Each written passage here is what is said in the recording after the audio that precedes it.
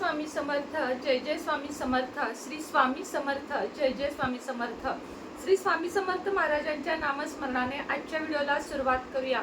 शुभ दुपार तुम्हा सगळ्यांना। कसे आहात तुम्ही सगळे? आशा व्यक्त करते स्वस्त असाल, मस्त असाल, स्वामींच्या सेवेमध्ये रममाण असाल।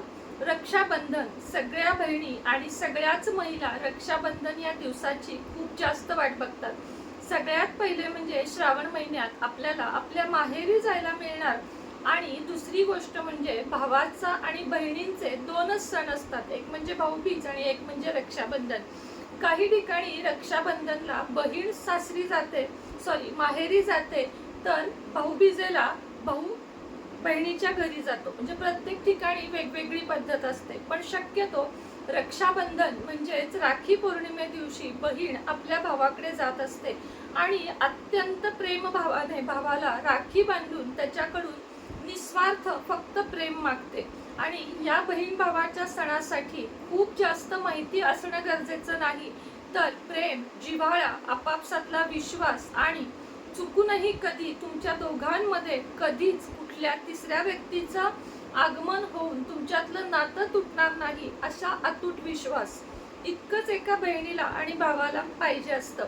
कधी कधी असं होतं की भावाचं लग्न होतं आणि बहिणी बदलतात, तर कधी कधी असं होतं की भाऊ बहीण, जेव्हा भाऊ इकडं घरी असतो आणि बहीण सासरी असते स्वतःच्या, तेव्हा आई वडिलांच्या प्रॉपर्टीवरून किंवा वडिलांच्या जागेवरून वाद होतात। मात्र असं होऊन देऊ नका। शक्यतो बहीण भावाच्या पवित्र नात्यामध्ये स्वार्थ कुठेही आडवा येऊन देऊ नका। आयुष्यभर भावाने बहिणीकडून राखी बांधून घ्या आणि बहिणीने भावाकडून कुठलीही अपेक्षा न करता तुझा संसार किंवा तुझं घर सुखाचं राहू दे आणि तुझा संसार अजून फुलू दे, ही दोघांनीही म्हणजे बहिणीनं भावासाठी आणि भावानं बहिणीसाठी हीच प्रार्थना करा की तुम्हाला दीर्घायुष्य लाभू दे। बाकी स्वार्थ नात्यांमध्ये आला की ती नाती कुठलीही टिकत नाहीत, हे नक्की आहे।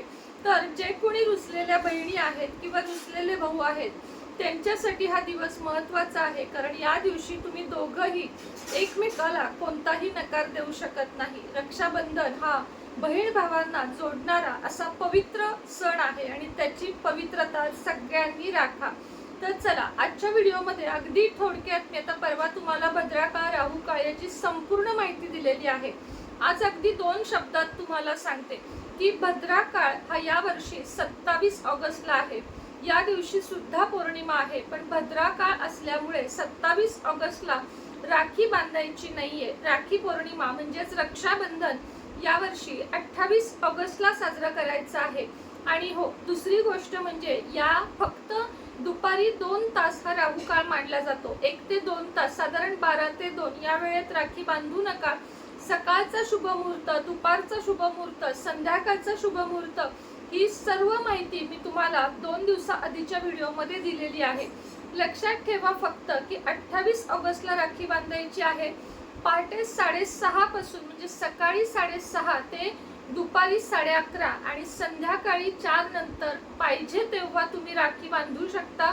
यामध्ये कोणतीही अडचण नाहीये, त्यामुळे तुम्हाला ही गोष्ट लक्षात ठेवायची। आता कशी राखी बांधायची, ताटामध्ये काय काय असावं याचा शॉर्ट व्हिडिओ मी तुमच्यापर्यंत पोहोचवणारच आहे, तर तोही बघायला विसरू नका। जसं की सुपारी, नारळ, कलावा, रक्षासूत्र म्हणजे राखी, त्याच पद्धतीने सोन्याची एखादी अंगठी किंवा सोन्याची वस्तू नसेल तर सुपारी, अक्षता, हे सर्व आपल्याला ताटामध्ये ठेवायचं असतं। गोड वस्तू, कुंकू, हळदीचं कुंकू, हे सर्व सामान ताटामध्ये आधी काढून घ्यायचं आहे। भावाच्या डोक्यावर औक्षण करताना टोपी अवश्य असावी। पूर्व दिशेला किंवा पश्चिम दिशेला भावाचं मुख असावं, हे लक्षात ठेवा। पाठ हा अवश्य असावा। पाटाभोवती रांगोळी असावी। धूप, दीप असं सुगंधी वातावरण असावं। भावाला भेट म्हणून नारळ एक नक्की द्यायचा आहे। तो कशा पद्धतीनं याचाही तुम्हाला व्हिडिओ मी लवकरात लवकर पोचवेल। आजच्या व्हिडिओमध्ये मी तुम्हाला रक्षा म्हणजे रक्षासूत्र किंवा राखी बांधताना कोणता मंत्र म्हणायचा आणि राखी कोणत्या रंगाची असावी याची माहिती देणार आहे।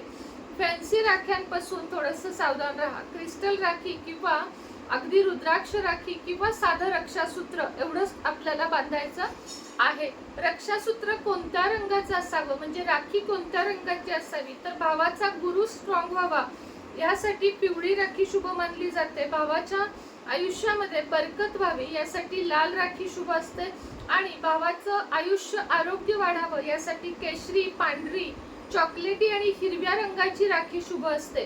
काळी, नेव्ही ब्ल्यू राखी आणि जांभळी, गडद जांभळी राखी ही फक्त बांधायची नाहीये. बाकी काळी राखी तर शक्यतो कुणी बांधत नाही, पण तरी पण सांगते तुम्हाला, काळी निळी राखी बांधू नका. चांदीची राखी सुद्धा बांधू शकता. देवांचे चित्र, ओम, श्री गणेश अशा राख्या सुद्धा बांधू शकता. फक्त काळजी घ्यायची आहे की ती राखी कचऱ्यात किंवा पायदळी येऊ नये, एवढी नक्कीच रक्षासूत्राची आपल्याला काळजी घ्यायची आहे. भावाच्या राखी हातात बांधताना उजव्या हातात बांधायची आहे. डावा हात स्त्रीचा म्हणजे शक्तीचा आणि उजवा हात शिव म्हणजे शंकराचा मानला जातो. शिवशक्ती अशा दोन पार्ट मध्ये आपलं शरीर असतं आणि त्यातला उजवा भाग असतो तो असतो पुरुषांचा म्हणजे शिवाचा. म्हणून उजव्या हातामध्ये राखी बांधावी. राखी बांधण्याच्या आधी ताटामध्ये दिवा लावलेला असावा. दिवा हा तेलाचा असावा. रक्षासूत्राची आधी विधिवत पूजा करून घ्यावी. पूजा म्हणजे हळदी कुंकू अक्षता वाहून घ्याव्यात आणि रक्षासूत्र बांधताना एक मंत्र म्हणायचा आहे. तो लगेचच सांगते तुम्हाला, इथं लिहून देत आहे, फ्लॅश होत आहे, चुकू नये म्हणून लिहून देते. येन बद्धो बलिराजा दानवेंद्रो महाबलहा तेन त्वाम विप्रयान्मी रक्षेमा चलमा चल.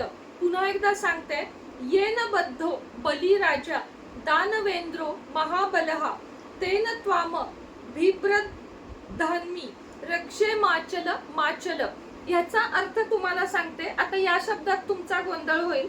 विप्रधान्मी म्हणजे धला ना आणि मी, तर याचा अर्थ अगदी मराठीत बोलू शकता. ज्याप्रमाणे महाबली आणि दानशूर राजा बळीला एका पवित्र रक्षासूत्राने बांधले गेले होते, त्याच रक्षासूत्राने मी तुला बांधत आहे.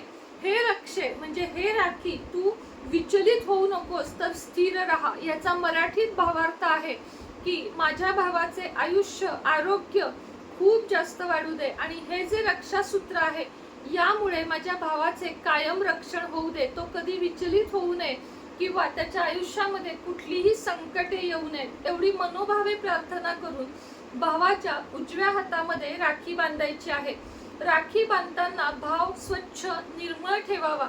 भावाकडून काय मिळते यापेक्षा भावाचा किती आशीर्वाद आहे याची काळजी घ्यावी. आणि हो, एकट्या भावाने बहिणीला गिफ्ट द्यावे असं नाही, तर भाऊ देखील बहिणीला आणि बहीण देखील भावाला एकमेकाला तुम्ही गिफ्ट देऊ शकता, भेटवस्तू देऊ शकता. त्यामध्ये चांदी, वस्त्र या गोष्टी तुम्हाला जास्त करून प्रेफर करायच्या आहेत.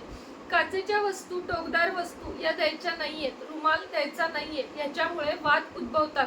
परफ्यूम देऊ शकता किंवा इतर कोणत्याही गोष्टी देऊ शकता. काय देऊ शकता याच्यावर व्हिडिओ बघायचा असेल तर लवकरात लवकर मी अपलोड करेन. चला, आजच्या व्हिडिओमध्ये इतकंच. पुन्हा भेटूया नवीन व्हिडिओ सोबत, नवीन एखाद्या विषयासोबत. तोपर्यंत तुम्हा सगळ्यांना श्री स्वामी समर्थ.